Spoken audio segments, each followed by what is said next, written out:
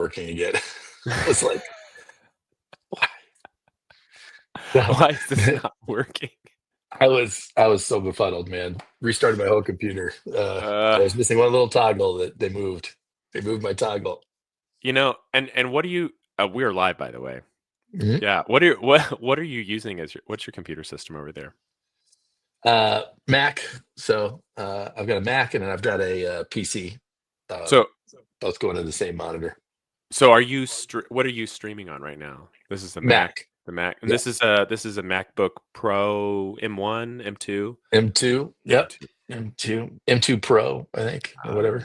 The Yeah, fancy edition. fancy one. Yeah. I'm very happy. Very happy with it. You know, Predominantly use the Brave browser, for safety, for secrecy. safety. Yeah, Safety. and Really nice built-in ad block. That's always a nice plus. ad block. Free crypto wallet. Mm-hmm. Yep. So yeah, Hey, you Apple guys got another one. I know I told you this off stream, but my oldest daughter just switched over to a MacBook Air. So yeah. yeah, the M3. So this is one of those cases where I It's all told grows up, leaving the family religion. no, no, no, no. We don't have family religion. We've always had iPads in the house. I know one of the computers that I use for work is a Mac Pro. My wife uses an iPhone. Right? We're Mac friendly, but no, it's just one of those things where Macs are always more expensive than they should be, um, unless you buy the base configuration. Base is So that's what you guys always did. yeah. So there's kind of a joke right now with the Mac Mini, the M4 one. So the base configuration is 256 gigabyte storage and 16 gigabytes of RAM, which is fine. Like if you're using it mainly for productivity work or Google Docs or whatever, that's fine. Right. So if you wanted to upgrade to 32 gigabytes of RAM and 512 gigabytes of storage, right? So just double the Doubling both. storage. Yeah.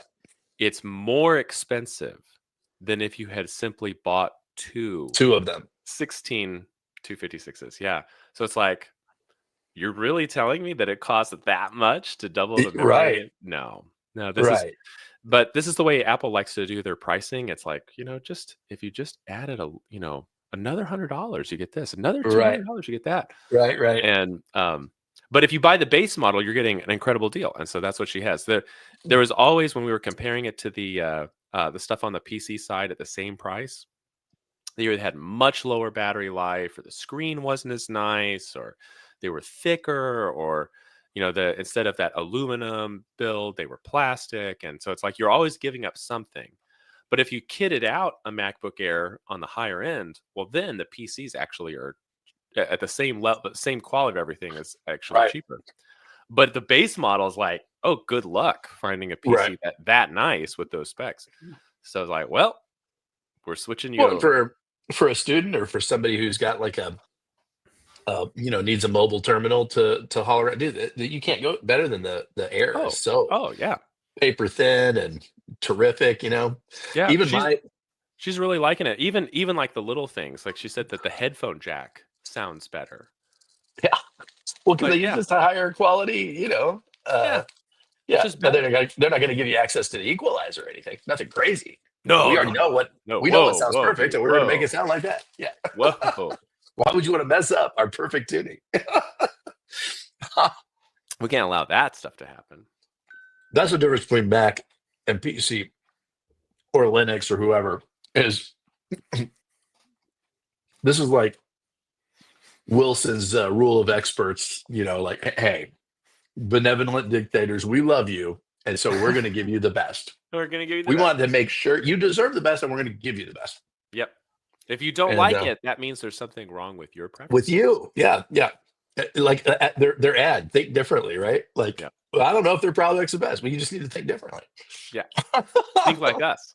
Right. You mentioned the Linux thing. There's one of the few consumer grade Linux devices. Now, obviously, Android is running Linux, but it's not and technically Android is open source, although very little of it is now. But you're not. It's not like an open source desktop environment, right? Right. One of the very few off-the-shelf Linux devices is the Steam Deck. And I know you've seen I have one of these little handheld PCs. It's a console. It's for playing video games through, and it runs Linux. And it is Fast, super fast.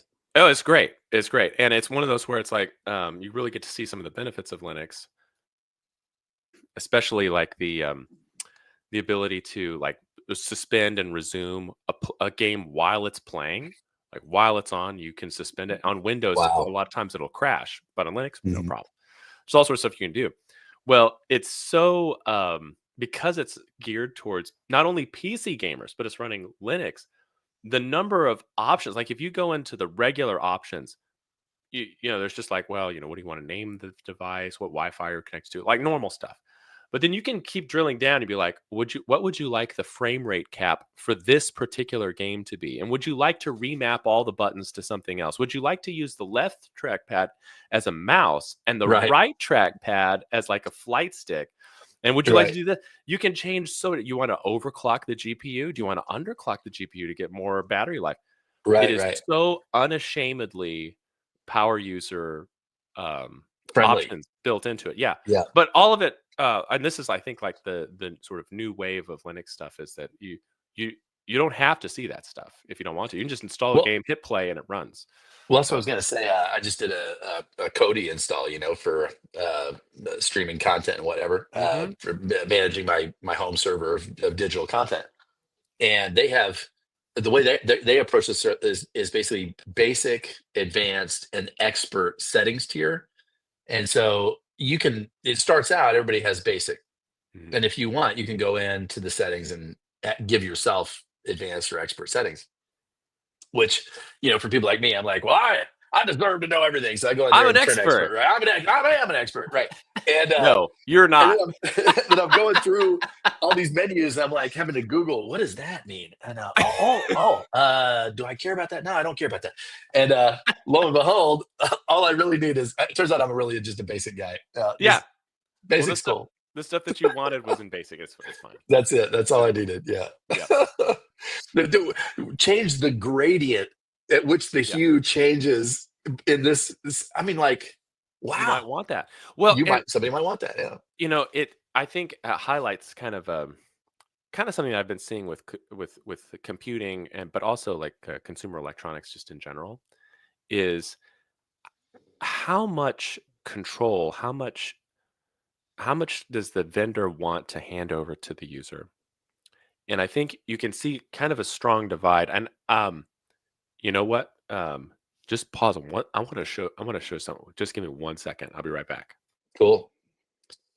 At this point, our audience should have some like Jeopardy music.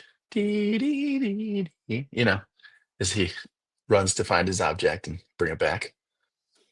Or if I was like one of these real podcasters, I'd have a sponsor. That makes me think of the time that I was drinking blackout coffee. As it is, I think I'm going to eat some more of these California grapes. HEB has been killing it lately. Lois coming home a hero. Here he is. All right, what do you got for us? All right. Were you entertaining everyone with this word from our sponsor? Exactly. All right. So I want to show you. This is the remote to the On Pro. So this is a 4K streaming box. It's about 4 Like an inches Apple by 4 TV. inches square. Yep. Got HDMI port on the back. You hook it up to your Wi-Fi. You sign into all your services. And this is what the remote looks like. Let me show you. It's a nice size. Very nice. You can see what's on it. Yep. Got like a little circular thing here, volume up and down, home button. You have your voice. Yeah, very, very material designish. Yeah. And then you notice here, now I'm going to show you another one. Roughly the same size, competitor device. This is for the Apple TV Pro. I think the Pro 4K. And this, let me show you that. Yeah. Okay. Even simpler. Well, okay. So this is what a lot of people think about. The two things that they'll notice usually is simplicity, one, and also material design. You can't really tell. And for people who are It's listening, aluminum. It's beautiful. Yeah, it's all aluminum. This one has the plastic guy here has exposed battery port on the back. Put some AAAs in there. This one, you're not. This one has rechargeable. It's rechargeable with Yeah, USB-C. You have to recharge your thing. So like and it has Find My. So if you lose it in the couch cushions, you can find it. you could find. Yeah. But here's what I think is This, really. this was the predecessor to that one. And you can This is notice much this better. glass, which is chipped. So you can actually see I chipped that. That's a real glass. So glass touchpad, very very thin. Yeah, That's the upgraded version is what you got there. is what I'm That's holding. this. So Yeah. the one yours downstairs has this, right? Correct. Yeah. Yeah. Now, here's what I notice about the two. You know, can you tell what I'm looking at? The sponsored channels. Yes, the Mhm. buttons at the bottom. And the So, logo. Yeah, that your fingers on top of. oh, that doesn't. I don't care about that. Yeah. Whatever. I mean, this one has an Apple logo on the back, so Oh whatever. yeah. Okay. No, but those buttons on the bottom, we've got YouTube, Netflix, Disney Plus, and Paramount Plus. Now, out of all of the little devices that I have like this, and I have, I kind of collect streaming devices. I've got some Fire Stick 4Ks. I've got I like them some too. Roku boxes. They all have a different set on the bottom, and those are not remappable. It's not like, hey, here's your four, and we've kind of pre-populated them for you, but you can have them point to whatever you want. It's like, no, those are paid for by someone else, and now this thing that you own is Owns you. oh well, it's not really yours. Mhm. It's ours. Now, Roku is the worst of the bunch because what they'll do every month or two is they'll add stuff to your home screen. And you have to go in. Now you can turn it off so far. You can turn it off, but you have to like every month they will add something here. Oh, here's such and such from this sponsor. Such and such. From this. Click here. Click here. And it's like, I well, just want to make sure you're not missing anything. yeah, but like, well, whose TV is this? You know, and Well, it's yours, and we want to make sure it shows the best stuff. this is owned by our sponsor, right? The reason you got it so cheaply is because the sponsors are going to be paying us, and so we paid for half of your TV, and we're going to keep using Yes, it. So this device here, this remote tells me this is your device. This is your device. Now, and that's why uh, you pay so much for it too. By the way, oh, I it mean, was 4 times the right, price of the on 4K that this goes to. right, and Now, and they're both capable of putting out the same kind of same quality of signal, which is crazy. They're no, actually, no. The Apple one is better. because of the Dolby No, there's a couple things. Smart HDR or whatever. The codecs that it's using, especially for audio, are better than the one Mm. on. There's a couple other things about it too. It's much faster, it's much more responsive. I mean, it's a better unit. Yeah, yeah, It's fine, but I don't know that it's 4 times better. But I mean, you're paying yeah. for. But one of the things you're paying for is it's like it's going to respect your choices. And this home button right here, which normally goes to their Apple TV Plus, you can redefine it to go That's right. somewhere else because they're like, Well, to oh, only one place. You need to to the go to your home, app screen. Yeah, right. the home screen. So it's like, yeah, you Yeah, don't have to have our stuff shoved in your face the whole time. If you never want to sign into Apple TV Plus, you never have to see it. yeah. Yeah. And you So like that. You like that. You're like, I hey, I I really bought do. you. You didn't acquire me. But they did. They acquired you as a customer, and So now they want your mind and your soul. It's no big so deal. well so I think of this like a big spectrum. So like some things that truly respect Spectrum, what like Spectrum Internet. no, like the Oh, ZX see, oh Spectrum. man, they've captured my mind. The Okay, ZX keep going. Spectrum from the 1980s, man. Um, no, but like my record player, I Oh, mean, it is a mechanical device, and I can modify and do whatever to it. right. Right. Okay, so that's one thing. No sponsor's going to get on there. The Steam Deck, uh, Valve, the company that makes it, actually publishes instructions for how to put Windows on it if you want. Like, oh, you don't want to use our stuff? Oh, here you go. Here's how you do it. Right. Download this. It'll run just fine. Here's where the drivers are. It's no big deal. And you can do anything you want to that Mhm. device as yours. Linux is like this. Mac OS is more like this than I was expecting when I first started using it. And I've been consistently impressed with a lot of the decisions they made in there. Yeah. Windows a 10 is like this somewhat. Windows 11 is not like this at all. Well, and I was going to say that there's you're bringing up a couple of trends that I've been kind of noticing, maybe in a slightly different way, but on the same wavelength. Is you're speaking about hardware that can do a number of different things, and nobody's coming in here to tell you how you should use it or how you should configure it. Like your Steam Deck. And I think there's some like I have a NVIDIA Shield over here that was made in 2017, and it is Vintage. 2017. So there was a 2017 version and a 2019 version, and then there was one other version. Now, and there was a 2015 version. Sorry, so 15, 17, 19, and then a new smaller thing. Okay, Mhm. so of the big shields, I have the best one. Because the 17, it had the biggest hard drive, the fastest, the most memory, the highest processor, the biggest GPU. This one had an even bigger hard drive that you could expand to. But the other deficiencies, I can add one through a USB 3 port, which I did. And then the 2019 version has more space, but less RAM. So Okay. not as good. And then the new one doesn't even bother. It's basically just like a thin, NVIDIA streaming thing. Yeah. And the thing about this is that it's so good. It is still the box that you would, if you wanted to buy an Android streaming, like I want the best of the best of the best, this is what you would get. And even today, and that's that's 7 years ago, 8 now, right? Yeah, 8-year-old product that literally has had. But on the other hand, there's been a lot of development around it too. People keep making things for it, and so and it's so future proofed that they they still haven't caught up with a need to increase the specs on it, which is pretty nuts when you think about it. And I predict the same thing for your Steam Deck, because the company supporting it is very open minded and is about enabling their customers to do new and interesting things with the gizmo that they created. And in contrast that to what I call like device spam, basically, which I think Samsung is guilty. I could just go down a whole list of like, for example, I bought these LG is really bad at this. LG. I bought these X-Real glasses. Okay. Oh yeah. You were showing me. They Those have are super cool. This is very cool. Basically, you put these on, and in the crown of the glass, or whatever you call that, the bezel, there's a camera, a screen, one Mhm. screen for each of my eyes. And so when I put this on and I plug it into my phone or my computer, I'll get a huge theater experience in my eyeglasses, right? And so I can sit on my porch and watch football on a huge screen, and or whatever I want to do. Well, as cool as this is, and it's very cool, and it does what it does, right?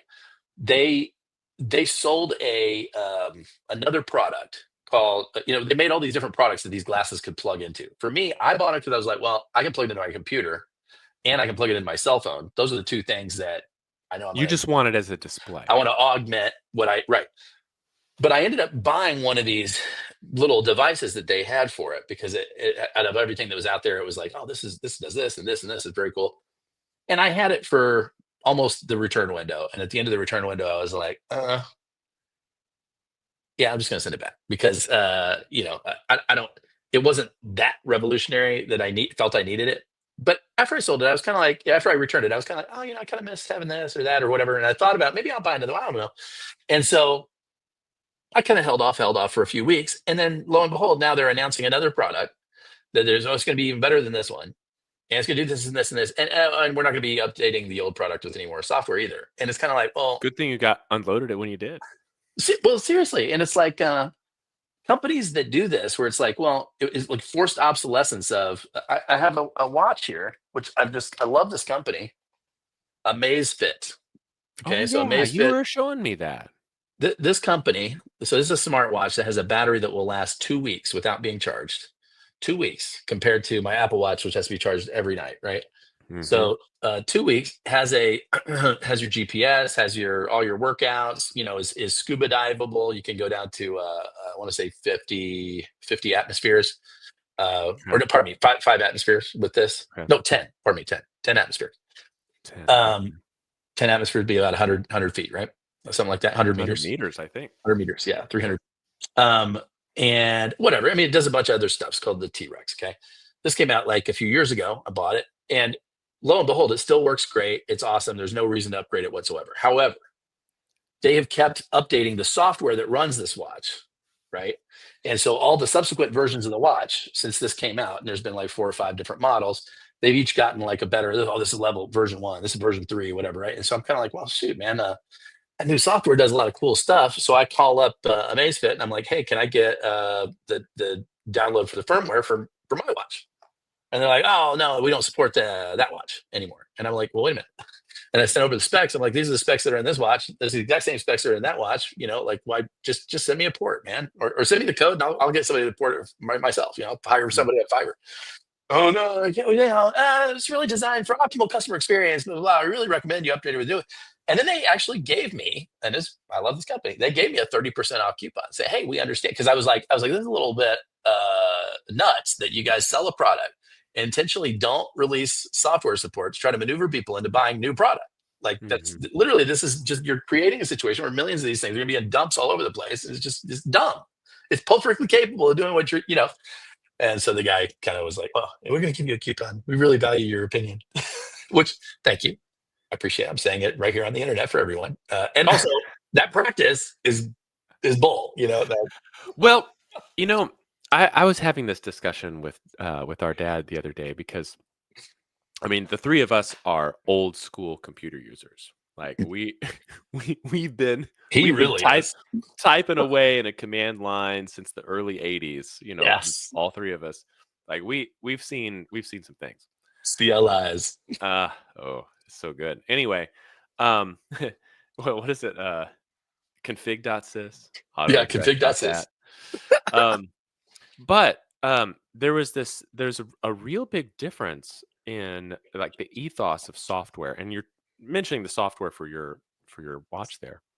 And the ethos was that you create the best piece of software that you can, you get all the bugs out of it that you can, and then you ship that. And when you ship it out, you're shipping it out physically. It's going to be on floppy disks or whatever. They said ship. They meant ship.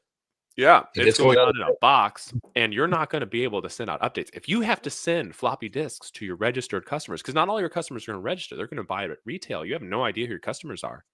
If you have to send out disks to patch things that are bad, that is really bad. That is embarrassing. Your company could go under for something like that. And so you're just sort of used to software. That's interesting.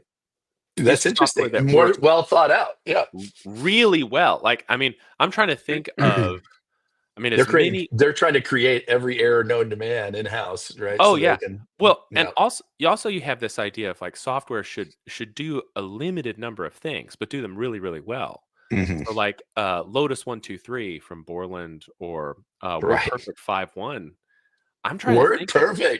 How often those softwares crashed. And the answer was never. They didn't. They don't. Right? You couldn't even unplug the computer and get it to turn off. Some of them. I'm still here. I'm still here. Dave, what are you trying to do, Dave? But now I think like the expectation is software should never be complete. And so this is actually kind of a funny thing. I was as a Unix person myself, I've been using it since the really late 80s. The idea that like, oh, we're going to come out with a new version of grep, or like we're going to change the way piping is done, and it's like, it's going to be great. The next version is going to solve so many things. You're like, solve what? Like we already have grep. Grep is done. It works. Yeah, it's complete. We're done with that. Finished. If you want to create a new utility that does something else, well, that's a great idea. You should do that. But like, you're not going to change that. It's finished. And I think I actually have some questions for you about grep here, not on the podcast, but another time. I ran into a situation. I'm like, I need to talk to Russell. Grep. Man, I wrote so many scripts involving that thing. Anyway, but the point about all that though is that like, we're now in a software ethos where it's like, no, software is never finished. Like all software is done as almost live service. Even stuff that ships with the version number or whatever, you're expecting multiple releases coming out. And one of the things that this is looming for a lot of people is the end of life for Windows 10, which is only a few months away. And you're like, well, Windows 10 is 11 years old, I think, or something like that. I mean, it's really old. Yeah. And what do you mean why would we need updates? Haven't we had time to find and fix all the Are we bugs? done? Aren't we finished? Isn't it complete software now? It's like, no, But like I don't think it. this is a How can it? disaster that But you how wouldn't can it be ever getting be? updates. It's a different environment too. I mean, back then you didn't have people writing hundreds of viruses a day, testing Sure. and for different. So you have to like patch these vulnerabilities that get discovered or some exploit. Some and people see these exploits around. So it's like oh, you hit these websites and this order, and you've got an exploit on your computer, and Hmm. it's very. I just think it's a different environment, but Well, I do get I get what you're saying because it almost feels like there's a lapse then in quality. It's hmm what you experience, right? So like, um, there's a term in the software world called MVP, which is I don't know if you've probably heard of it. It's called minimally viable product. yeah. So how can I design something that is so simple and basic and stripped down, but hey, it gets the job done and people will pay because it'll do this, this, and this. And we got that going. We have these other 5 things we're going to do. This is on the roadmap. We're publishing it. And we're going live. And you can buy it Hmm. today. And patches are coming. Don't worry. These features will be added by the end of next week. Yep. And it's very much that way because I Well, do think it's exciting because there's a lot more possibility. The more tools that are out there, people can pick up and reverse engineer, figure out. So I mean, I think that's good. yeah. On the flip side, it's also a lot more spam, Well, out there. well, the App way spam. we experience it in software is usually like this MVP idea, right? You start with something that sort of barely works, and then it reaches a point where it's like, ah, it actually works pretty good. Like this is nice now. Like all those things that we were complaining about at the first, beta version or Right. 1.0, they've been solved, and now it's doing really well. But then the company's like, we got to keep going. And so they'll keep adding things or changing things. Or, we've had a team that has rearranged the menu and we realized that these 12 options are very rarely used. And so we removed them. And you're like, Right. well, yeah, but I was using 3 of those. And we're like, yeah, well, that's gone now. You got to get with the Yeah. times. And Well, it's like this, the new Outlook versus the old Outlook. I yeah. just got I Oh, just got back on a PC. So I've been forgive me, world. I haven't been on a PC in years, and I got on. I'm like, oh, this is kind of nice. Oh, they've rearranged some things here, it's but yeah, horrifying. It's the so old. bad.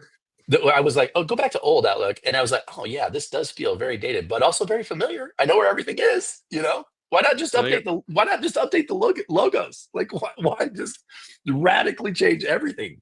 Well, and like lose a lot of features in the process. And one of the things that they did, the new Outlook versus the old one, is the old Outlook runs as an application on your computer. So when it's going to check for an email, it downloads that email and then gives you a notification the email's there. And so then you can look at the email and you're looking at the copy that's on your computer because your email client went and downloaded it. The new one, especially if you're on the one that comes with standard with Windows 11, like that version of Outlook, it signs in your account to a service run by Microsoft that is always checking your emails, even when your computer's off. So that when you turn your computer on, it doesn't go check your emails. It goes and grabs stuff from. So all of your emails are being stored on Microsoft's servers. Oh, but they take privacy very seriously. I'm sure it's fine. I know, I don't I know. know. I'm sure they do, but it's like, wait a minute. Like I thought I was signing in for my But aren't your computer. but just for everybody's, aren't all of your emails always stored on somebody's servers? Yes. So like Right. if I'm if I'm using my Google account, my emails are stored on Google servers. If I'm signed into Microsoft my Google account on Microsoft Outlook, it used to be the fact that it'd be stored on Google servers and it's stored on my Mm. computer. Now it is stored But on now Google Microsoft is servers grabbing that too. and my Mm. computer and Microsoft servers. I see. There's no way to opt out of that too. And of course that causes all sorts of interesting issues. Like if you might have a service level agreement that would you're not allowed to do it. So it's like, well, suddenly, yeah, you're not allowed to use your Google mail account or your corporate email account using Outlook because Mm. we have certain Because we don't privacy. want that's a vulnerability. Yeah. It's a vulnerability, or we have certain certifications that we have to go through for privacy of our customers, and now we can't check that box, and so you're just not allowed to use it. So there's Hmm. all sorts of weird stuff like that. And the term for this that has become the word of the year in Australia And sorry for anybody that's younger and hasn't heard this word before, but it is the official new word. The word of the year for Australia is enshittification. I've heard this. Yeah. So Enshittification. yeah, so Yes. the longer the software project is running, and the more features that they try to add or things they try to fix, The the more shittier it gets. the shittier it gets worse and worse and worse until finally you wind up with something that's really not usable anymore. And then that product dies and people move to the next one, and then that happens again, all of it. So Windows 11 right now is going through this. Um, Enshittification. yeah, I think mobile Telegram, for those of you using that, is experiencing a little bit of this um, with its large groups and like Dude, I paid get added to a emojis. large group all the time. I'm Yep, like, isn't there a way for me to turn off? Like you can't. there should be. There should be. Um, it's very They don't want to hard. miss. They don't want me to miss out on community, though, brother. Right. They're trying to connect the world. Right. It's hard for a company to avoid this. Any software company has to be pretty laser focused on avoiding it. Like they almost have to have a department of like anti-enshittification. That any new feature that comes up or something, that'd be like, no, users will hate it. They're like, but it's better. It's like, no, don't do it. What was that movie that came out about the zombies? Where the guy, there's some politician, some Israeli politician. He's like, "Oh, we always are. I was the 10th man or Oh yeah, something." And World War Z. that's right. That's right. Yeah, He says, "Yeah, if I guess there's 11 people or 10 people on the council, whatever it is. Let's say there's 10 people on the council. If all 9 of the other ones agree on something, then it's the duty of the 10th man to say, no, I disagree, even if it's dumb, yep. even if it's obviously it's his duty." And so he was like, okay. So when they got the email about the zombies, everybody knew that wasn't really zombies. So he was like, well, I'm gonna act as if it is, and Yep, that's my yeah, job. yeah. Yep. I think that's interesting, man. I agree with you so much. It's like somebody was saying that you can be an artist, you can be what is it? You can either be a technician or an artist. Um, a technician a technician knows when to start, you know, uh, but an artist knows when to stop, and that's what makes a real artist, because they get, no, we've done enough here. That we're this done. this is the right amount. This is complete. Yeah, yeah. It's funny, you don't see this effect in software that's designed for an industrial purpose. So, for example, SSH doesn't have this problem. Um, SSH is isn't that file transfer? Secure shell, right? Oh, So yourself. it's used for people to be able to log into a server remotely using an encrypted connection and do maintenance on it. And it's like that. You need something that's very secure for that, because otherwise, um, And that's all command line, yeah, type, yeah, yeah. instructions. Now that one will occasionally there'll be security vulnerabilities found, very few, but they're immediately patched, and it's like the world relies on this. Docker doesn't have this problem, which is the container technology that almost all of the internet Oh, infrastructure runs on. for supply chain. Yeah, like the TCP/IP stack doesn't have this problem. So it's like if there's something that is mission critical to the running of things, right? Thinking of software as like as a technology. Like Oracle database or something. Yeah, like Or SQL. sure. I mean, they might have a new feature that comes out that's controversial, but it's gonna perform. I You know, think we're talking in the realm of like consumers or small but business. yes, Yeah, user-facing yeah. software has this issue, and it doesn't seem to be getting any better. It But seems it's to be also getting it's also worse. because it's also because a lot of that software is designed from a user experience standpoint rather than a business mission standpoint, right? So like if the Mm, mission of the business is we have to efficiently load and unload all these containers, right? We have to efficiently keep track of inventory. There is going to, over time, emerge a strategy or a sequence that is proven to be the most efficient.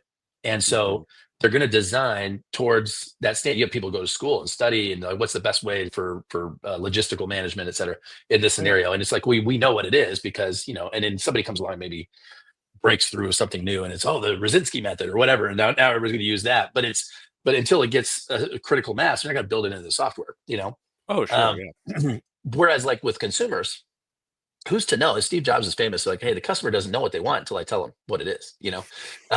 I'll show them the product and then they'll want it. And Mhm. which is the best delusional mind frame. I love that they said reasonable men.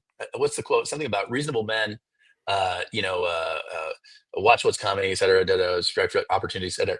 And unreasonable men disregard all of that and just boldly charge forward. And that's why the future belongs to unreasonable men.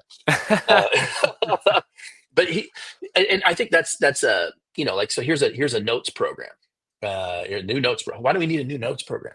Because somebody somewhere, woke up one day, was like, man, I hate the fact that I can't edit my notes from my smartwatch while I'm in the shower. It's just really annoying because, like, then that's how I forget things at the grocery store.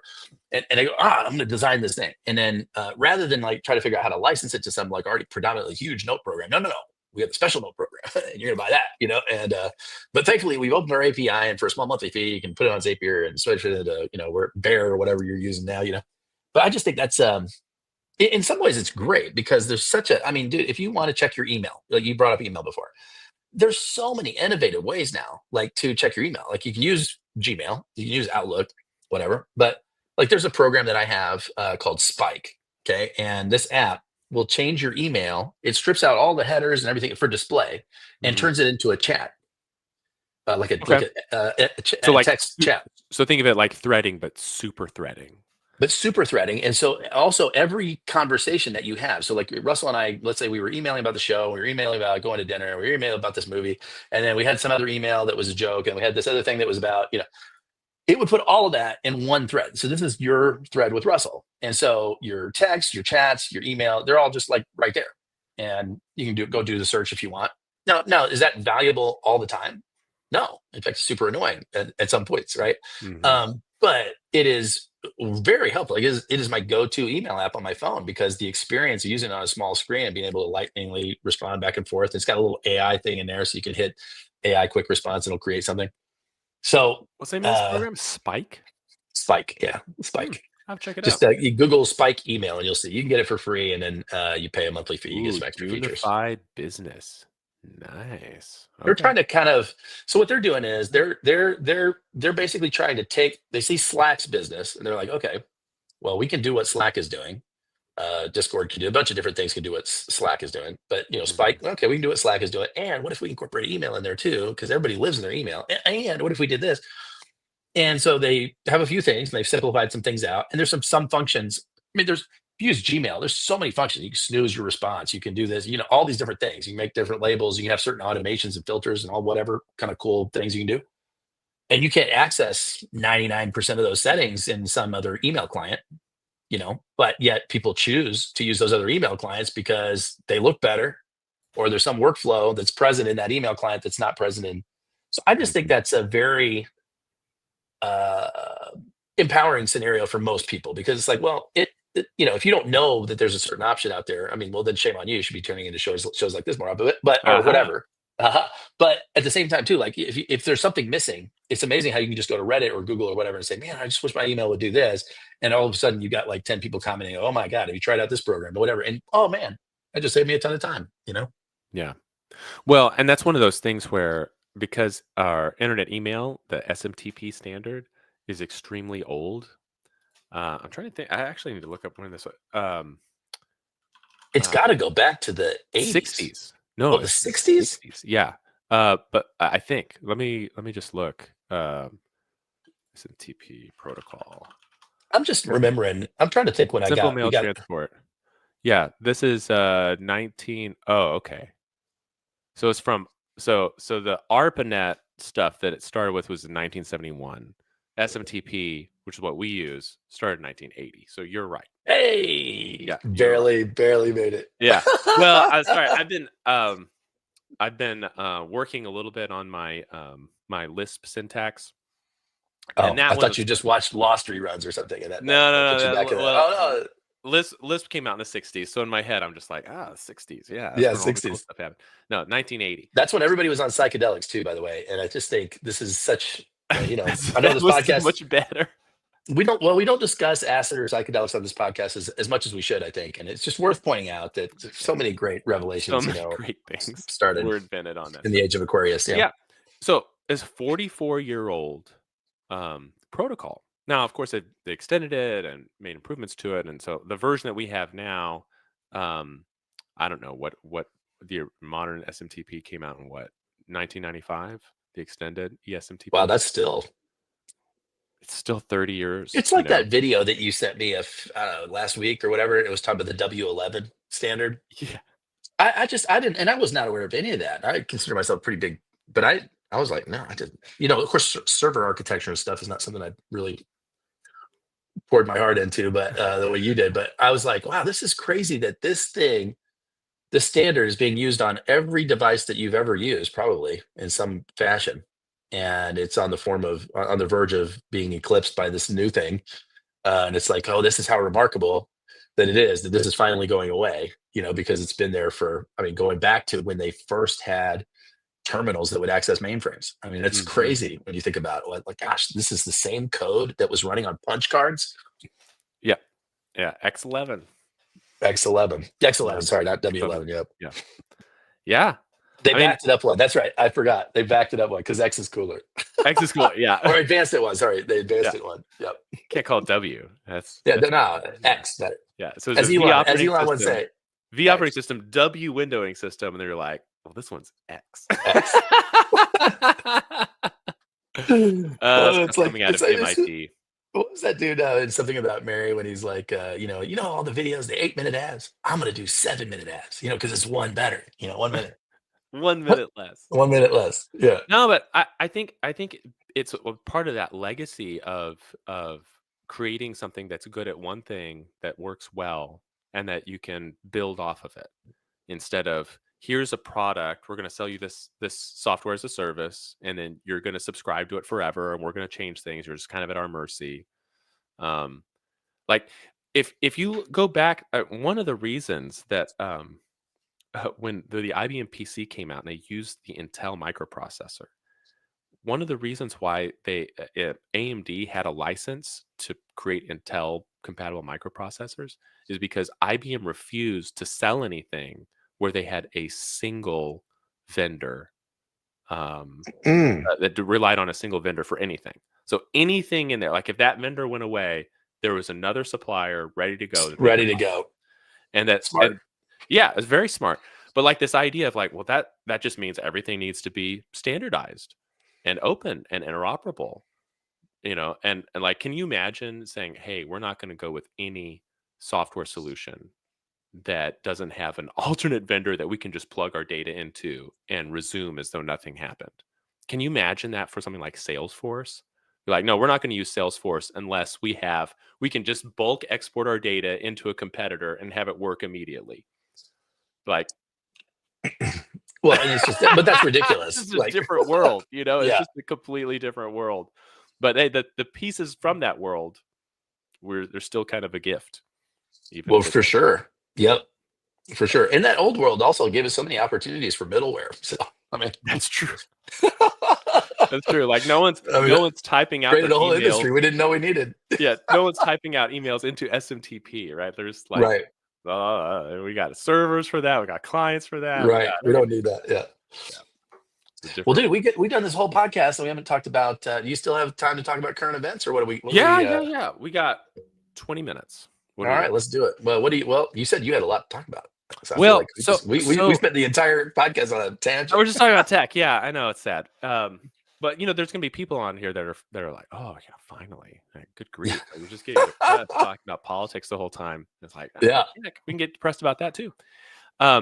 So politically, one of the things that I really love doing is listening to Supreme Court oral arguments and then going back and reading the opinion once they complete it. And for anybody that doesn't do this, Supreme Court opinions are very clearly written. They are not usually ambiguous in any way, full of a bunch of jargon that no one understands unless you're like they're meant for anybody should be able to read one. And so I love reading them. And it's given me a lot of appreciation for the people that I'm not ideologically aligned with on the court. I get to see their reasoning and something other than just a sound bite or some back and forth. But it's like, here's like 10 pages of why they disagree. And it's like, even if I'm not swayed by it, I'm like, I really appreciate their perspective now. I totally see why that would be, that seems like a valid viewpoint. I disagree for these reasons, but like, Right. it has been really good for me. So anyway, one of the big cases this week has to do with a Tennessee law, and this is one of 23 laws This across. was the the kids being given the drugs, right? Yeah, so 23 states in the U.S. as of this podcast recording is December 10th of 2024. 23 states have bans on gender affirming medical care for people under 18. So, what would gender affirming medical care be? Well, it depends on which state. Or I think it's 16, isn't it? Well, Maybe it's 18. it Yeah, depends on which state, because they're all slightly different. I So gotcha. some of But them, definitely under 18, 23. Got it. Okay. yeah.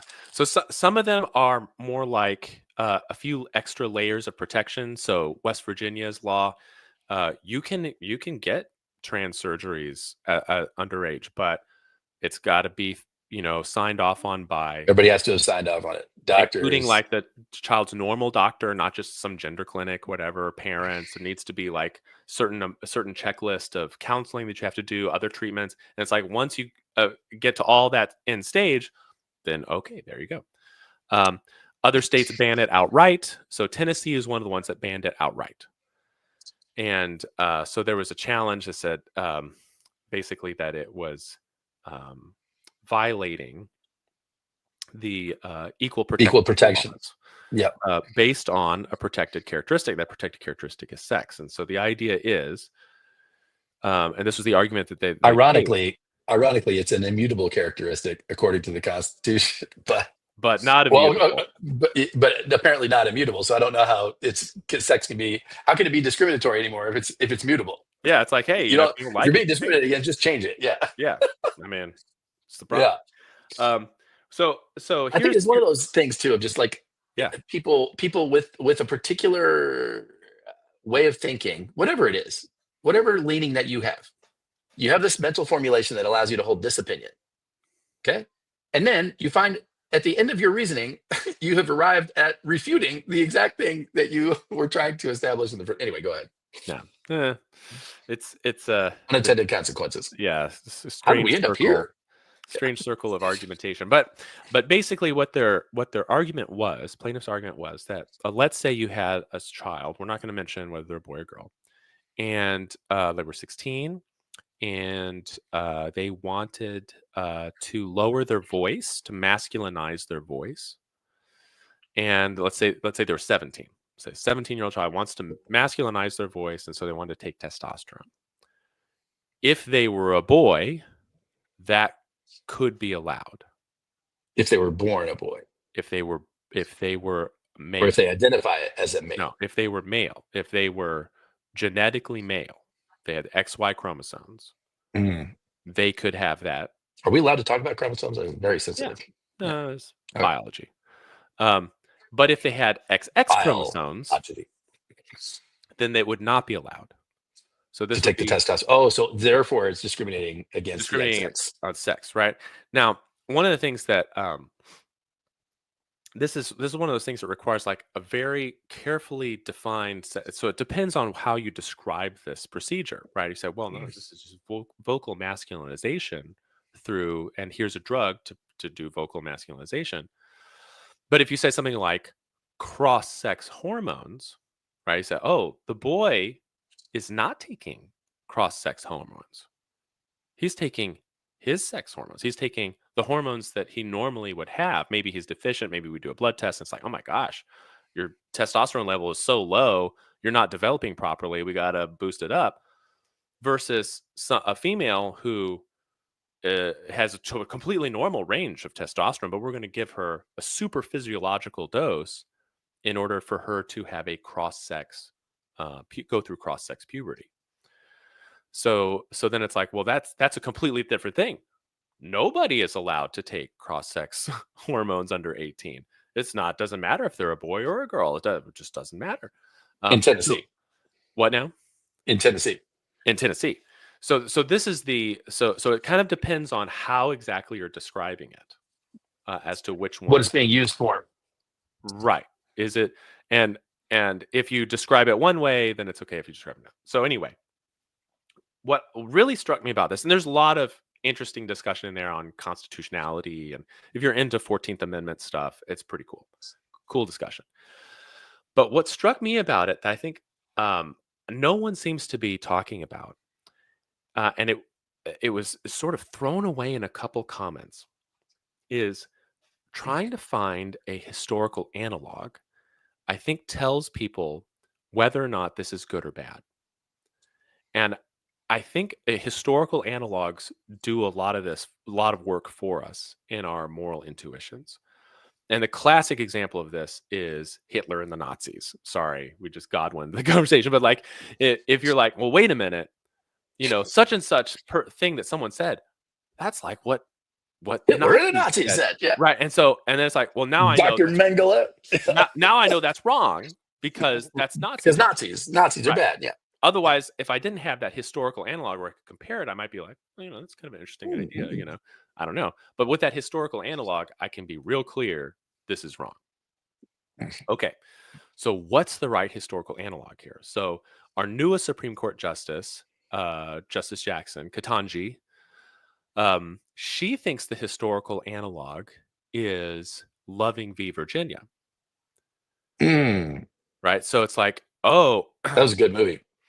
That was a good movie. Yeah. But yeah, this idea that like, hey, getting this was married, interracial marriage, yeah, which is a human right. We've just established it's a human right for anybody to marry anybody. Well, but the way that the law was written is like, well, interracial marriage is not allowed. And you're like, well, isn't that a race-based difference? Like, no, interracial marriage is disallowed for all races equally. We're not saying that any one race is allowed to do interracial marriage, but the other one is in. I'd love to see that case prosecuted today, though. It's like, so what percentage of which race do you have to be before you're not allowed to marry which percentage of the opposite? I know. Or is it just opposite races or adjacent races? What if I'm like, I mean, like, it's totally ridiculous. I mean, come on. But anyway, so there's back then it made a lot of sense. Well, you're white and you're black, so that's a no. What would your kids do? They'll just be bullied. I don't know how to define it, but I know it's wrong when I see it. Well, this is the historical analog for her that she said, yeah. And so then it's like, yeah, okay, the way the law is written, it seems to apply to everyone equally, so there's no discrimination, but clearly there is, right? I mean, the whole point of this is to say you can't be this way or you can't do this. These treatments are not allowed for you until you're this age. Right. Okay. So that's one historical analog. And that historical analog, I mean, who wants to be the person that's like, no, actually, I was against Loving v. Virginia. That was improperly decided. Wrong side of history. We got to keep the races separate, Who wants to be that person? Nobody wants to be that person. So, well, I have a couple of friends who are that person. Yeah, they're like, well, they should rewind all of that. Everybody should just go back to where they came from. And I was like, does that mean you need to get off this continent too? Because I have a feeling there were other people here before. Yeah. Anyway, I digress. I mean, even the Native Americans were not the originals. So, right. And thankfully, Sasquatch is long gone, isn't pressing their plans. No, anyway. The only people that can claim to be originals, as far as I know of, are the Australian Aborigines, and maybe depending on which, not archaeology, but anthropology record you go with, parts of the Polynesian population. Oh, I see what you're saying. Can claim to be originals, but everybody else, no one else is an original. So Palestinians, obviously, not originals. Sorry, everybody migrated to where they are now. Yeah, I know, it's insane. Anyway, but the interesting thing, and this is something that the lawyer for the state of Tennessee kind of put out there, just in a little tiny bit, was he compared transgender surgeries on minors to lobotomy from the 50s and 60s, where it was done on thousands of people, Right. maybe Eugenics. tens of thousands. And it wasn't even done for eugenics reasons. It was like it was considered like a behavioral treatment. Like, so you have a kid that's acting out a lot, and Right. we'll just do this quick little procedure, and they'll be much more docile, much more easy to work with. Someone's having, Crazy. yeah. Crazy. Well, and it was a Yeah. miracle cure, and people did it, and now we look back and we're horrified. We're like, oh my gosh, we had perfectly normal children that we gave brain damage to, because of some theory that the parents had, and we're Right. like, we look at those parents like they're monsters now. Like, who Right. would allow their child to be lobotomized? And so, Well, we didn't call it that. no, they could. They called it lobotomy. That's Oh, just they the did. name. Oh. Yeah, it's just the name. Oh yeah, a transorbital lobotomy right through the orbit of your eye. I mean, I know that's what it's called in the books. That's not how they marketed it. It's Yeah, they didn't come say, "Hey, come lobotomize your children." yeah, Really? Oh, yeah. okay. Because it didn't have the It just didn't have negative the association. connotation. Got it. Yeah. It's because the stuff we know now that word is so nasty. At the time, it's like, For oh, that's just for a me, every medical time I hear procedure. that word, I think of Total Recall when the doctor's in his back on Earth, you'll be lobotomized. Yeah. You're right. He's like, that Well, dates me right there. so Anyway, so yeah, so that's think of so this. so so what so Ketanji Jackson, her moral centering was around loving versus Virginia, and then this other person, their moral centering was around lobotomizing of children. Well, they didn't say it that way, Okay, but I think that the people who are against um, gender affirming surgeries or medications for minors are using this as their, like, nobody today wants to be like the people are like, actually lobotomizing children sounds like a really good idea. Like, well, I've heard that, yeah, I've heard that argument where it's like, oh, they're chopping off body parts of kids, that kind of thing. Yeah, yeah. yeah. And the thing is that that's actually the case.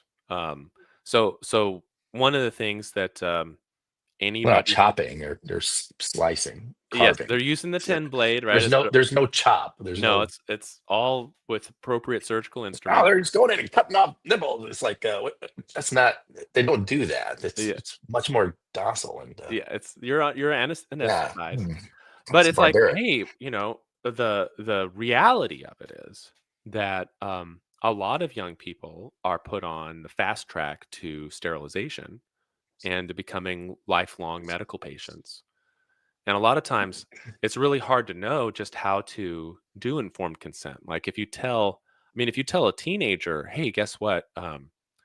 It's really likely that you're going to encounter terrible bone density problems 25 years from now. It's like,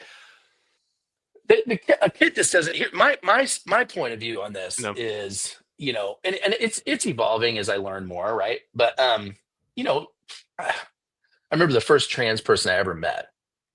I was in my 20s and couldn't even believe it. I was like, what? And and they never would were have guessed. never would have guessed. And and that okay, that informed me a big deal because it was like before it just, I'd seen trans people, I'd seen drag show people, whatever the case may be. But I'd never known anybody and was surprised or anything like that. You know what I mean? Yeah. And then since then, I've been blessed to have several people who are trans in and out of my life at different points. And a handful, less than five. But to me, it's like, I don't have I don't know that many people that have a problem with somebody being trans. Like you meet somebody, you don't know them, you meet them, you find out that's like some shocking thing. It's like, oh, okay, interesting. Maybe they want to talk about their journey, maybe they don't. Maybe you're curious, maybe you're not. Maybe you just want to enjoy the movie or whatever party you're at, right? I mean, it's irrelevant in the grand scheme of things to me. Okay, I don't have like some religious point of view. Oh, my God, these people, whatever. I think God creates people however they show up, and it's our job to love and be kind to everybody, and make the world a better place while we're here. That's my 2 cents on all that, right? Hmm. What I have a problem with is, and I think most people uh, who may have other beliefs on that or not, but like where really the rubber meets the road for most people is when it comes to the environment that our children are growing up in, right? So like the statistics on gender dysphoria or something like 1 in 30 to 1 in 100,000. So between 1 in 30,000 and 1 in 100,000 children genuinely struggle with a genuine gender dysphoria. That's the documented case method, or whatever the numbers are. I can't remember where I saw that, but it's that's the somebody can come on and correct me if I'm Vanishingly wrong. small number.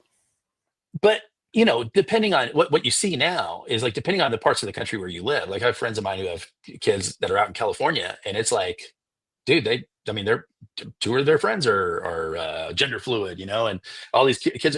It's almost like this kind of uh, cool, like the least cool thing in the world to be is a heterosexual, cisgendered, straight white person. It's like, oh, if you're all of that, then you're like, because of all the discussion around, and so it's like, oh well, a lot of kids get into this puberty area and they start like, I don't want to be just normal, I'm going to be cool, and so I'm going to, Mhm. whatever. And so there's the question of, is there a social contagion element to this, is to me, like, worth considering, at least, because I mean, just looking at the Oh, explosive growth of, I mean, you I don't don't believe see it's how it's social contagion?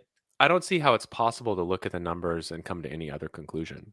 Okay, so Either that, or we're dealing with some kind of massive outbreak of something that we don't even like. There's a virus that's been unleashed or something, and right, this is right, its only symptom. right. That's the only way to explain something like a 10,000 fold increase in the space And of a year. the thing is, and again, like, the That should thing be is, impossible. uh, I was having a conversation with one of my gay friends about this just a couple weeks ago, and they were like, well, and they were coming at the side of like, no, we need to affirm the children, and blah blah. Hey, it's the kids, and why would you want to bring harm on the? I'm like, dude, nobody wants to bring harm on the kids. I'm saying, if a child is legitimately going through something, then absolutely everything should be done to support that child, whatever that is, within reason, right, to support the child. If and we also need to ask all the same things that we commonly ask, like, is this child old enough to even understand the ramifications of the decisions that they're undertaking right now? You Mhm. know, the child's 8 years old, 9 years old, 13 years old, 15 years old, and they're like, yeah, I'm totally willing to give up, 70% of my sexual pleasure for the rest of my life. I'm willing to go through to have these drugs for the rest of my life. Like, and it's, uh, I mean, these are big decisions. Even most adults wouldn't want to be confronted with that kind of a decision. And Yeah. yet you're going to let a 13-year-old, 14-year-old, 15-year-old decide. I don't understand. We barely let these kids get behind the wheel of a car, but yet we're going to let them, uh, you know, and it's not like a, because my gay friend was asking me, well, what if your kid came out and he was trans? I'm like, well, I would love my kid. Um, I would love my kid, and there's nothing wrong with my kid. And I would tell him that. It's not like something like, oh, this is wrong or anything. Like, no, okay, well, why do you feel that way? And help me. Like, I want to understand you, because I love you as a human being. You're my son, Mhm. or you're my daughter, and I'm here to share experience with you and to steward you to where you're effective to be able to go out and make the world, a better place on your own. And in the meantime, like, I want to share your journey. That's why I'm here. It's not Yeah. to like keep you on some. It's not even coming from a straight and narrow standpoint. It's just well, no, but I want to get this surgery now. I want to do this to my, my body. Yeah. I don't know if no, I You don't know, think I we mean, need to make that decision right now. no, well, and I think, I mean, I think there's a big difference. I think there's a big difference too between something like, um, well, let me put it this way. Um, Reality doesn't allow herself to be mocked for very long. So, like, there are things that you can do. Like, if See, but I think you're just talking about two different things. You're talking no, about no, no, an individual's experience. Like, there's if I wanted to dress up every day for the rest of my life as Batman, and walk around as Batman, and dress up mhm, my car, and and insist on being called Batman, whatever the case may be. yep. There's no confrontation with reality. I mean, people might look at me funny or whatever. I don't care. I'm Batman, right? And so there's Well, no I don't know. Like, that. you But start to like try to fight crime, and then you try to do the but this disappearing that, act, that and it doesn't but that's work. but that's And where I'm going with it, right? So, like, as an individual, I have certain range of decisions that affect nobody but myself. And yes, you should have the freedom to explore all those branches of your possible future, in my opinion, right? On the flip side, you have a systemic issue now that we have to look at from a policy standpoint as a society. What do we want our kids to be exposed to be introduced to be sold on, to have enticing offers dangled in front of them, Hmm. etc.? That's where it's like, well, no, why would we not think about that? Like, we're going to think about the ramifications of people don't have airbags in their cars, don't have seat belts in their cars, etc., don't have whatever. These are all things that we take it upon ourselves as a society to decide what's safest for everyone, what's best for everyone. Does everybody need to wear a seatbelt? Like, aren't some people better? Aren't there some accidents where Yeah. it would be better if I wasn't buckled in? It's like, well, yeah, in an individual Maybe. situation. And the vast majority of the time, no, we're not going to allow that because it's not good for society. It's not good for the members of society to have that as a Yeah. you see what I'm saying? Like, Yeah. so, Let me. like, yes, go love whoever you want to love and dress however you want to dress and be however you want to be. And I empower your choices to do all that stuff. And we're not going to be forcing down a invitation like, hey, don't you feel trans today type of environment where, like, hey, come over here, it's great, and try it out, and cut off some body parts while you figure things out. That's not like, it's Yeah. cool to do this when you're 15. That is not okay. We don't allow So, that with cigarettes, with liquor, with, I mean, anything. I mean, the way I like to think of it is like, okay, there's a couple different issues going on. So one issue I think that they're dealing with the Tennessee law, and some of these other ones, these other bans around the country, really have to do with body modification for minors. Correct. So That's like, what, exactly. yeah, so like if your 6-year old wanted to get facial tattoos, it's like, well, I love Post Malone. I want to get all of Post Malone's face tattoos. Now, in a way, the face tattoos are actually less disruptive to the To rest your of the physiology. to their physiology Correct. than Than what we're puberty talking about. blockers, cross-sex hormones, surgeries would be. And yet we would never let that kid get their We face would never tattooed. let that Yeah, happen. right. Yeah. We Or wouldn't like even let them get a sleeve tattoo or on no, their chest. I mean, or see what or I'm or saying? or that they love Star Trek and they want to get their ears to be like Mr. Spock and all this sort of stuff. Let's get those done. Or it really enjoyed watching Baywatch when they were 9, and so now at 12 they want to get massive breast implants or something like that. And you're like, yeah, Exactly. we're not going to let you do that. So But that's that's who I am inside. They just I need to come well, out. you can explore that later. So You exactly on the same page with me. right, It's not yeah, not so some like kind of there's a religious issue. right.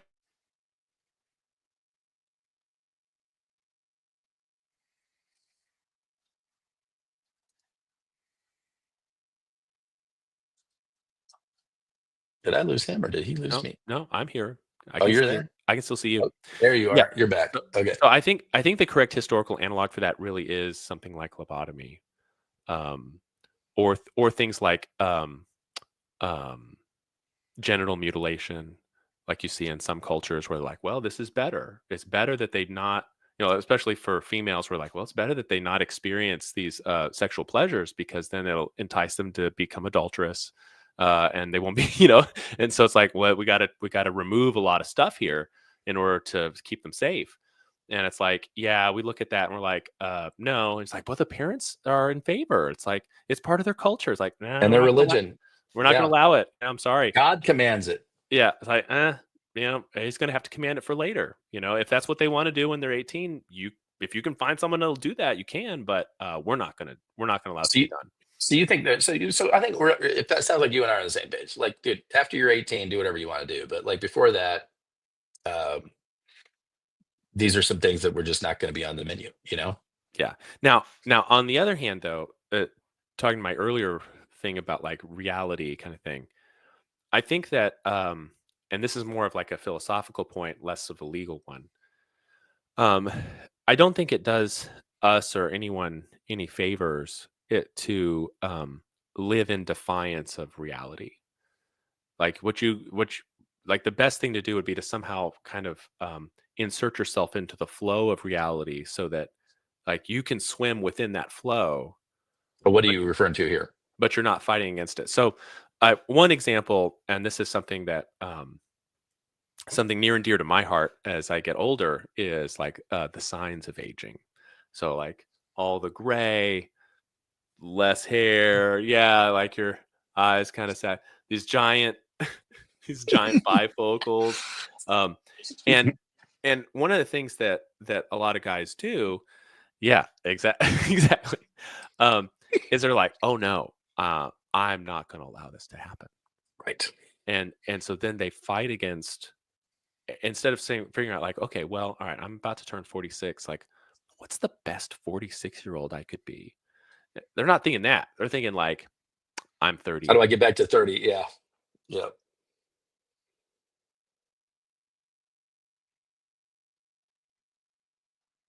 I'm hoping your I'm hoping your internet clears up or mine does or whatever's going on here.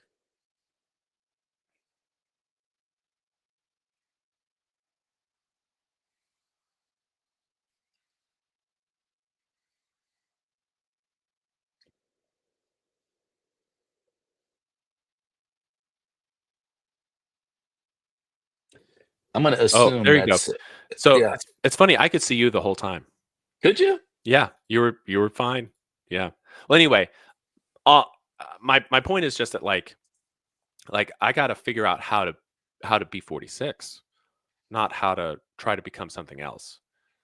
And I think if it's like, okay, if you're someone who feels kind of awkward in your body, or you don't feel like your body is right, and it's like, you know what, instead of figuring out, how am I going to be a boy, you know, that feels this way, or how am I going to be a Well, girl that feels but this way, you're instead it's like, I'm going to become something else. I'm going to I fight think against reality. I think your advice is good, well intentioned for sure. And it's also just you've never lived inside a person who's dealing with those feelings either. So like I mean No, you're not a you're not sharing your perspective from a shared perspective, you know. no, You just but that's the thing is like, but you you if I had like constantly intrusive thoughts about anything, and I was like, hey, like if I was having constantly intrusive thoughts about, you know, some kind of religious thing where I'm like just always worried that I've committed the unpardonable sin or something, and that idea is always in front of my mind. Instead of sitting there going like, well, okay, how do I give into this feeling the most? Instead, I'll be like, this is an intrusive thought. Maybe I should try to figure out some kind of treatment or help that would end those thoughts, or like manage them, because I might have OCD or something. Instead of thinking to well myself, so well so is that the I need to advice surrender to these thoughts. was that the advice that you would give, let's say, an emerging a person who's discovering that they're gay? You know, like they're in a relationship. Say it's a guy, they're in a relationship with a girl, and you know they're feeling the highest level of affection they've ever felt for somebody, you know, relatively, and they're doing what they're supposed to do, dating a girl and whatever, and then something magical happens with another guy, and it's just this crazy experience and this whole feelings they didn't even know were there before, and now they can't think about anything else, and it's on their mind all the time, and it's like, yeah, these are intrusive thoughts, but is that your true gay self calling you forward to, Yeah. Well, you no. know? So, I mean, I think this is one of those. I think this is one of those where it really comes down to like again, like fighting or living with nature. So, if you're of the opinion that like those things are unnatural, like if you're, you know, Thomas Aquinas and writing writing the Right, letters right. like, Or hey, that's the unnatural sin, right? That's the sin against nature. Then it's like, well, okay, then yeah, you should try to like figure out some way to like shut that stuff off. If you're like, banish those thoughts. Yeah. no, it's not Pray the gay unnatural. away. It's merely a cultural thing. In fact, it's an old cultural thing I don't even believe anymore. Then like it would be much less of an issue. But I mean, it'd be the same kind of thing if thinking of like in sexuality terms, like let's say either of us was like obsessed with having, an orgy, and it's like, no, I mean, it's not like, well, let's go do that. Have as much of that as possible. Like, well, no, like some of those thoughts or some of those desires aren't necessarily ones that'll help you or like contribute to your life. And in fact, indulging in them kind of makes you an enemy of your own self. And so like my Only if you've advice, never tried it before. well, no, but my advice to someone who's dealing with something like that is like, okay, do you feel like your body is wrong and that you feel this horrible distress about being in the body you're in? Like, do you really think that changing your body is the pathway to happiness? And if so, like, are you setting yourself up in opposition to your body? Or are you sort of guiding and shepherding your body as it naturally evolves, naturally grows and develops? And I think I think like shepherding your body as it develops is such a different idea than like I will make my body the way that I want it to be or the way that I think it should be. Mm, And nothing, it doesn't matter what I have to go through to do it. It doesn't matter if I destroy my health in order to get the body that I want. It's like, mm, it'd be the same thing if like a guy was like, "Oh, I just want to be more muscular. I just want to be like Arnold Schwarzenegger. I'm going to take steroids." And it's like, "Oh, like no, no, no, no." Like you've now gone to war against your body mm, instead of guiding it into whatever it can be, its destiny. So mhm. that's, like I said, a more philosophical issue that It obviously is, these laws cannot really deal with. well, and If they're also, laws. as, correct. And I mean, it's like, dude, there's nothing about your point of view or your philosophy that I find personally even objectionable. I mean, it's very good. It's like, look, I mean, you're not going to find happiness uh, changing your physiology. You're going to find more happiness aligning the possibilities that are inside you, your mind, body, et cetera, whatever those possibilities are for you, because your possibilities are different for you than they are for me, or for someone half my size, or somebody in a wheelchair, or somebody who's 7 feet tall. Everybody has different opportunities and different uh, interests and opportunities, right? Develop yourself to be aligned with. I mean, and I think for years the argument was, hey, like for example, and I think the reason I talk about my gay friends so much, because that was my first, like, where I had, man, I got a lot of gay friends. This is very interesting. Uh, and so I just have more like time experience with that. But it's like what I heard over and over and over was just like, look, as I was trying to understand it, because I came, you grow up conservative Christian, you're like, why in the world? I know this is totally foreign. Ah, You're real? You're gay people for real? Like dinosaurs, like for real? they don't seem as Uh, dangerous as I was told. Yeah, but it's like, so help me understand, like, you kind of go through, you ask all these dumb questions that, hetero white dudes would ask, it's like, so explain to me, how does this work? And, but it was like, look, just all we want is for people to, accept us and leave us alone. Like, just, if there are privileges that you get, then I should get those too. If there are laws that apply to you, they should apply to me the same way. And if there are things that don't apply to you, they shouldn't apply to me either, right? I mean, like this, just Yeah. gay marriage, speaking rights, right? It's just like, hey, I could try to, as a gay man, try to fall in love with a woman because I know that's what's expected of me, and that would maybe lead to a happier outcome as far as society is concerned. But I don't want to, and it's not me, and I just want to do this, and I'm not going to try to change that about me. I'm just going to honor me the way that I was created and go, right?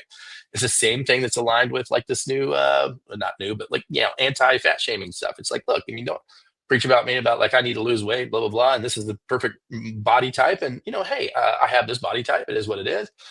Yes, I know I can take better care of it, but and I'm going to, but I'm never going to be that. And so there's no reason for put that kind of expectation on me. This is what I can, like kind of what you're saying. I'm going to shepherd my body into the best version of itself, best I can, but I'm not going to be too concerned about what I can't or can't accomplish naturally. I'm not going to go and do these artificial things. But yet we transition to transitioning, and all of a sudden it's the exact opposite. It's not, hey, you're an individual in this body who is interested in these things, et cetera, and just be yourself, right?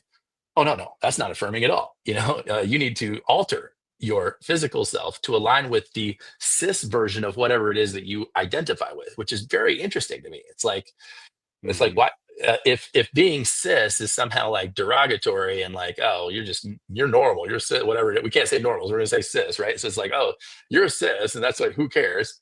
And it's like, oh, but here's this person, and they're gonna actually try to get a cis body to line up with what they think in their head. It's just, why not? Why not just enjoy your own identification, and be you? You know, Um, I, I'll leave you with it's a this. tough dilemma, I Yeah, guess. I'll leave you with this just because kind of a funny thing. So, my oldest daughter Claire as you know, is really interested in historical fashion, and so one of the things that we'll do is we'll look at interesting stuff from 50 years ago, 100 years ago, 200 years ago. Like, what are they doing? And there's there's a picture that I showed her, which was of a woman in the 20s wearing a tuxedo. Mm, And it wasn't a men's tuxedo. I mean, it was tailored for her. It was like beautifully tailored. And if you look at the silhouette for the 20s, you have a lot kind of shapeless dresses, so Yeah. you got the fringe on the bottom, but you Right. don't Right. have a lot Flapper of dress. you don't have a lot of contouring. And so Straight cut. this was like Tailored. radically different from Yeah. what was going on in the 20s.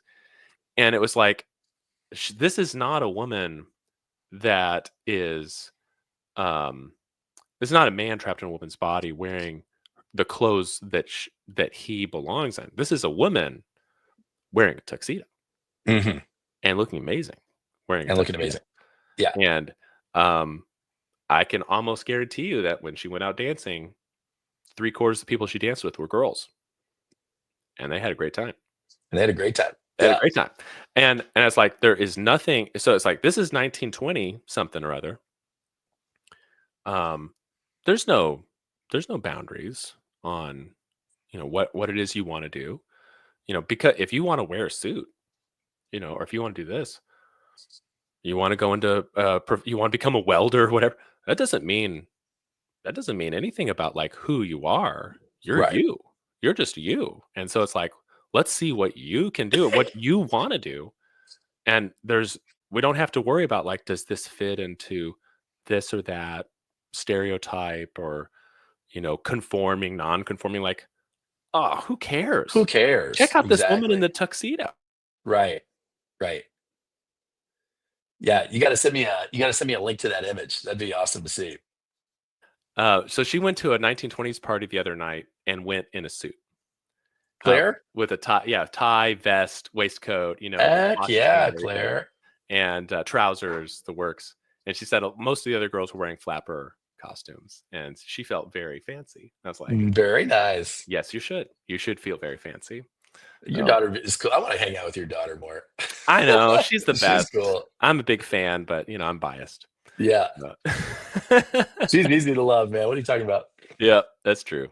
Well, dude, I enjoyed it, man. Sorry about the tech issues there with Ah, the video. Hopefully, it turns out all right in the recording. And yeah. I'll see you on here next week, eh? All right. Next week we'll do more politics. Sounds good. All right. See you, man. Bye.